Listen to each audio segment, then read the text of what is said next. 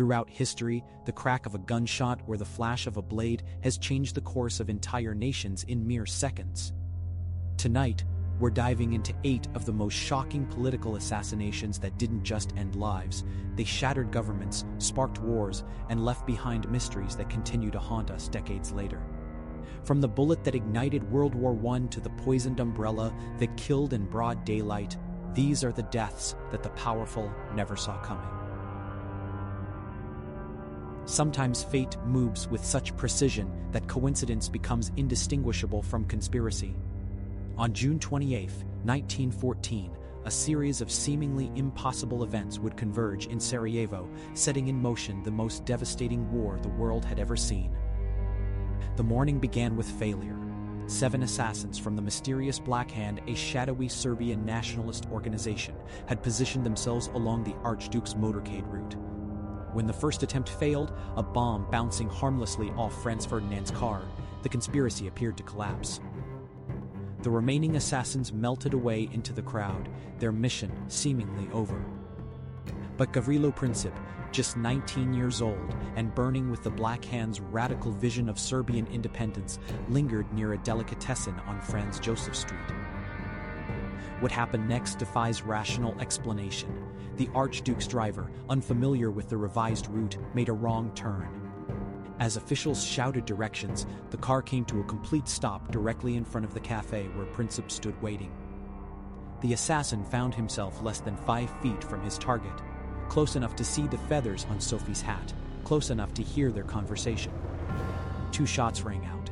The heir to the Austro-Hungarian throne was dead. The Black Hand had achieved their goal, but they had also lit a fuse that would ignite a powder keg of European alliances.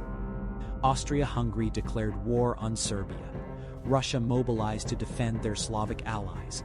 Germany honored their commitment to Austria. France prepared for the German advance. Within weeks, the assassination of one man had pulled the entire continent into a mechanized nightmare that would claim over 16 million lives. Yet, the strangeness surrounding that fateful day didn't end with the war. The Archduke's car, the vehicle that had carried him to his death through that impossible series of coincidences, seemed to carry a curse of its own. General Potyorak, who had been in the car during the assassination, later suffered a devastating military defeat and died in an asylum.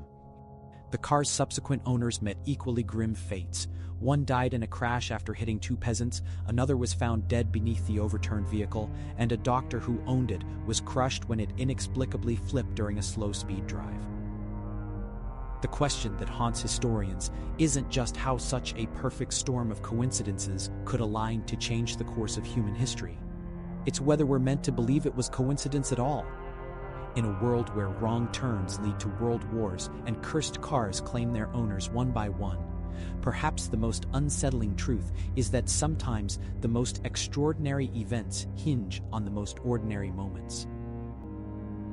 On a busy London afternoon in 1978, death came disguised as a gentleman's umbrella, carrying within it one of the most sophisticated assassination weapons ever deployed on British soil. Georgi Markov had made powerful enemies. The Bulgarian writer and journalist had defected to the West in 1969, leaving behind a communist regime that viewed his subsequent work with the BBC as nothing short of treason. From his London studio, Markov broadcast damaging exposes about life under Bulgaria's totalitarian government, his voice reaching across the Iron Curtain to illuminate the corruption and brutality he had witnessed firsthand. Each broadcast made him a more valuable target. Each revelation sealed his fate a little more firmly. September 7, 1978. As Markov waited for a bus on London's Waterloo Bridge, he felt a sharp sting in his right thigh. Turning, he saw a man picking up an umbrella from the ground, muttering an apology in a foreign accent before quickly disappearing into a waiting taxi. The encounter lasted mere seconds, but it had delivered a death sentence with surgical precision. Within hours, Markov would be fighting for his life in a hospital bed, his body ravaged by a poison so exotic that doctors initially had no idea what they were dealing with. The autopsy revealed the true genius and horror of the weapon. Embedded in Markov's leg was a tiny pellet, smaller than a pinhead, made of platinum and iridium. The sphere had been drilled with microscopic holes and filled with resin, one of the most lethal toxins known to science. The pellet had been fired from a device concealed within the umbrella's tip, a piece of technology so advanced it seemed pulled from the pages of a spy novel. Yet this was no fiction. This was the Cold War shadow game made brutally real on a London street. The investigation revealed that Markov was not alone. Other Bulgarian dissidents had been targeted using identical methods, suggesting a coordinated campaign of elimination. The same resin pellets, the same sophisticated delivery system, the same mysterious circumstances. The pattern pointed to an operation far beyond the capabilities of Bulgaria's secret police alone. Western intelligence agencies turned their attention to the KGB, suspecting Soviet involvement in what appeared to be a systematic purge of inconvenient voices. But the man with the umbrella vanished as completely as if he had never existed. Despite extensive investigations by Scotland Yard and international intelligence services, his identity remained a ghost. The KGB, when eventually confronted, denied all knowledge of the operation, their denials as cold and impenetrable as the Berlin Wall itself. Documents released years later would hint at Soviet involvement, but the full truth remained buried in classified files and the memories of men who took their secrets to the grave. Today, more than 4 decades later, the case remains officially unsolved. The umbrella murderer walks free, if indeed he still walks at all. And somewhere in the shadows of international espionage, the truth about who ordered Georgi Markov's death continues to wait, patient and silent, like a loaded weapon disguised as something perfectly ordinary. On a cold February night in 1986, the streets of Stockholm witnessed something that would shatter Sweden's sense of security forever: the assassination of a prime minister who believed he could walk among his people without fear. Olof Palme was no ordinary leader. His voice echoed across international stages, condemning apartheid in South Africa and challenging superpowers with a moral authority that made him beloved, at home, and dangerous to those who preferred silence. His anti-apartheid stance had earned him enemies in places where shadows held more power than governments, where a Swedish prime minister's words could threaten billion-dollar interests and geopolitical chess games. That February 28th, Palme made a decision that would cost him everything. Against all protocol, he dismissed his security detail to spend a quiet evening at the cinema with his wife Lisbeth. They watched a film, walked through the familiar streets of their city, 2 figures moving through the Stockholm night like any other couple, but someone was watching, someone was waiting. The attack came without warning, a figure emerging from the darkness behind them on Sveavägen Street. 2 shots rang out in the crisp night air. The first struck Palme in the back, the second grazed his wife. In seconds, Sweden's prime minister lay dying on the pavement, while his assassin melted back into the shadows, leaving behind only questions and a nation in shock. What followed was decades of false leads spiraling into conspiracy theories that reached across continents. Investigators chased phantoms, Kurdish separatists, CIA operatives, arms dealers, even members of Sweden's own police force. Wrong men were arrested, theories were built and crumbled, and with each dead end, the truth seemed to slip further away. The case consumed resources, destroyed careers, and left a trail of shattered certainties in its wake.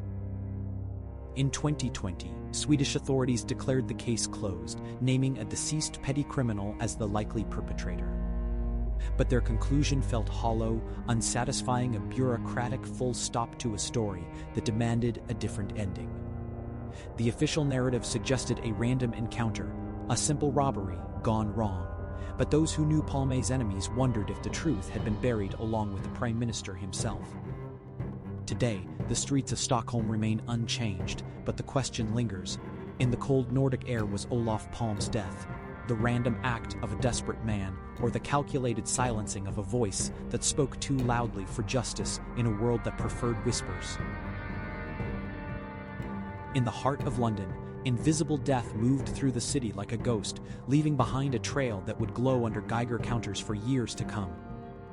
Alexander Litvinenko had made dangerous enemies.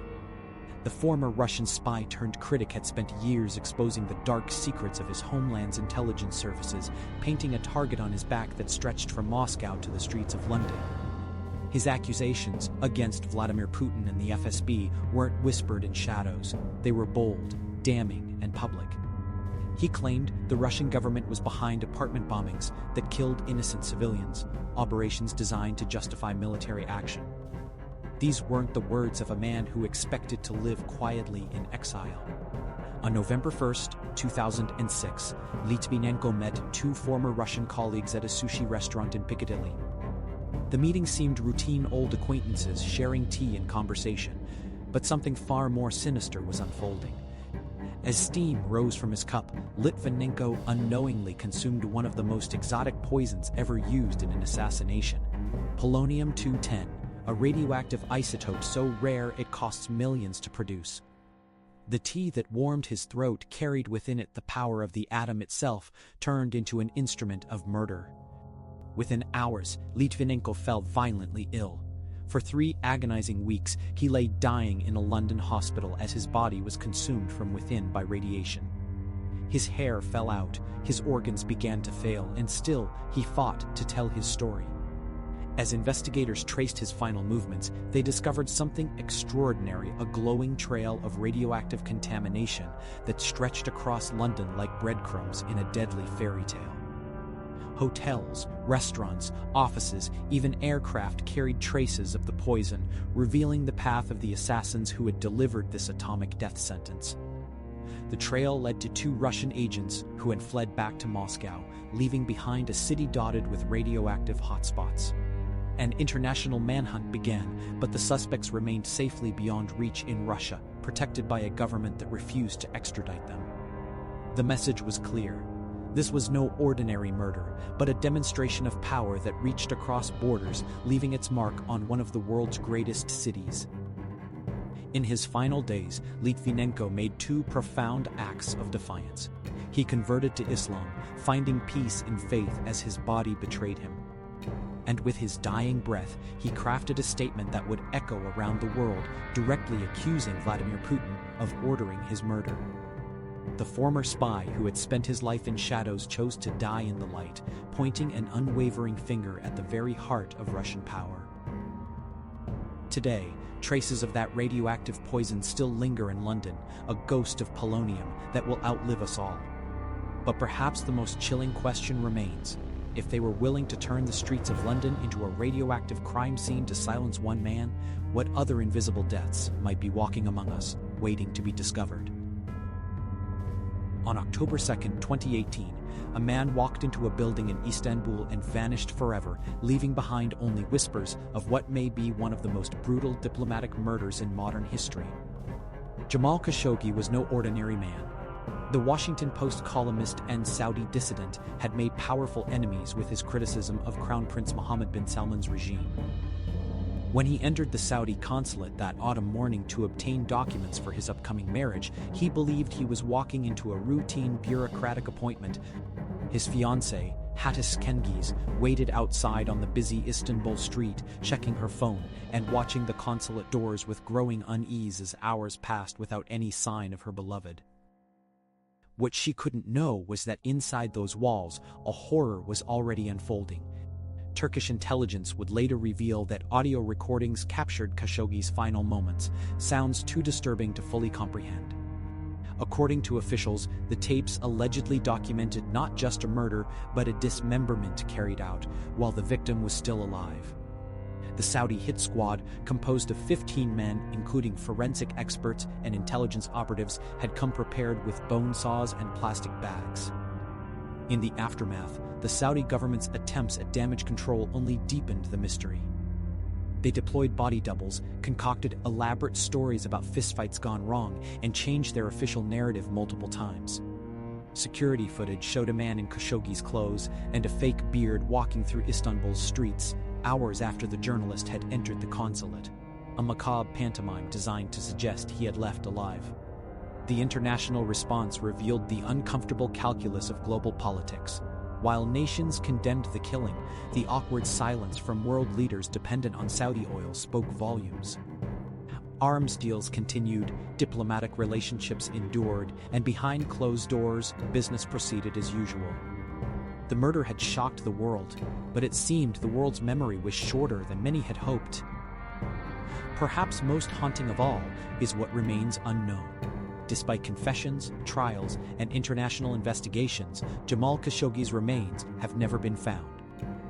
His body, Turkish officials believe, was dissolved in acid or burned beyond recognition. In the end, a man who spent his life putting words to paper, giving voice to the voiceless, was reduced to nothing more than an echo in the darkness, and the chilling question of how many other voices have been silenced in rooms where no recordings survive. February 13, 2017, Kuala Lumpur International Airport. A man approaches the departure gate, unaware that he has just minutes to live, and that his death will expose one of the most audacious state-sponsored assassinations in modern history. Kim Jong-nam, half-brother to North Korean dictator Kim Jong-un, was no stranger to living in the shadows. Exiled from his homeland, he had become a vocal critic of his younger brother's regime. On that ordinary Monday morning, as he prepared to board a flight to Macau, two young women approached him from behind. What happened next would blur the lines between reality television and international espionage in the most sinister way imaginable. The women, one Indonesian, one Vietnamese, had been recruited through what they believed were auditions for a prank television show. They had been trained to approach strangers and smear lotion on their faces as part of an elaborate hidden camera setup. But the substance they carried was no harmless cosmetic. It was VX nerve agent, one of the most lethal chemical weapons ever created by human hands. A single drop can kill within minutes, shutting down the nervous system with ruthless efficiency. Security cameras captured Kim Jong-nam's final moments in haunting detail. After the women fled, he stumbled toward airport staff, his hands covering his face. The footage shows him gesturing frantically, seeking help, unaware that an invisible countdown had already begun. Within 20 minutes, the brother of a dictator would be dead on the floor of a busy international airport, victim of a weapon so deadly it's banned by international law.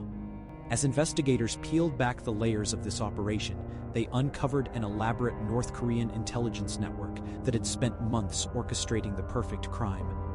The women, believing they were aspiring entertainers, had been unwitting pawns in a geopolitical chess game. Their handlers had vanished like ghosts, leaving behind only questions and two confused young women who had no idea they had just committed murder. The assassination of Kim Jong-nam wasn't just the elimination of a political rival, it was a message broadcast to the world. In a crowded airport surrounded by hundreds of innocent travelers, North Korea had deployed a weapon of mass destruction with surgical precision. The question that haunts intelligence agencies to this day is not whether they would do it again, but where, when, and to whom. Sometimes the most devastating shots fired in human history aren't launched from distant battlefields, but from the shadows of those we trust to protect us.